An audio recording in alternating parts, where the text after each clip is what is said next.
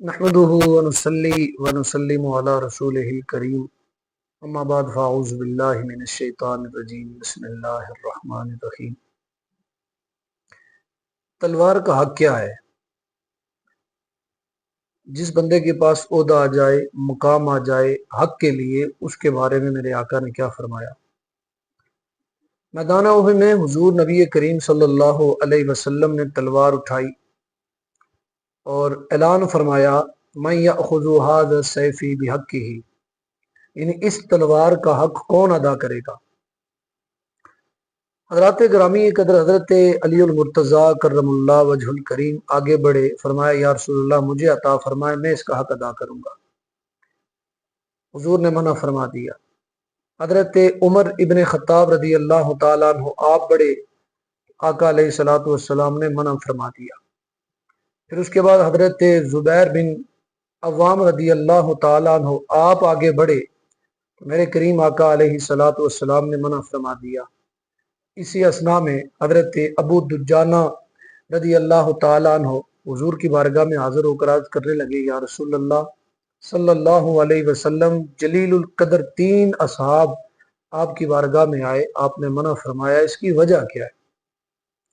میرے آقا علیہ الصلوۃ والسلام نے فرمایا کہ اس تلوار کے تین حق ہیں، جو اس تلوار کے تین حق ادا کرے وہی اس تلوار کو اٹھا کر میدان احد کے اندر داخل ہوگا۔ تو حضرت ابو دجانہ فرماتے ہیں یا رسول اللہ اس کے کون کون سے تین حق ہیں؟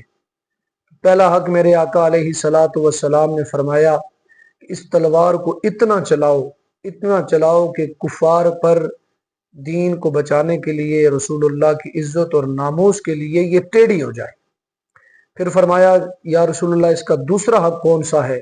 میرے آقا علیہ الصلوۃ والسلام نے فرمایا کہ دوسرا حق یہ ہے کہ وہ کسی مسلمان پر نہ چلے، یعنی مسلمان کے لیے میرے آقا نے فرمایا کہ اسے محفوظ رکھا جائے۔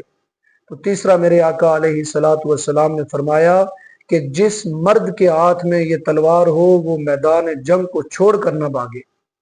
تو حضرت ابو دجانہ رضی اللہ تعالیٰ عنہ آپ فرماتے ہیں میں نے آقا علیہ الصلوۃ والسلام سے وہ تلوار حاصل کی اور پھر میں کبھی جنگ کے پیچھے نہ رہا، پہلی صف کے اندر ہمیشہ جنگ میں موجود رہا۔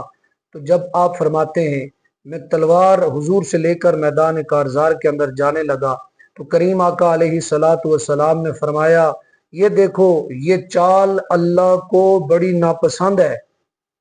حضرات گرامی قدر آپ فرماتے ہیں بڑے متکبرانہ انداز میں، بڑے مبغوضانہ انداز میں جب میں جانے لگا میدان میں تو سرکار نے فرمایا یہ چال رب کو بڑی ناپسند ہے، تکبر، غرور اور بغض کرنے والی۔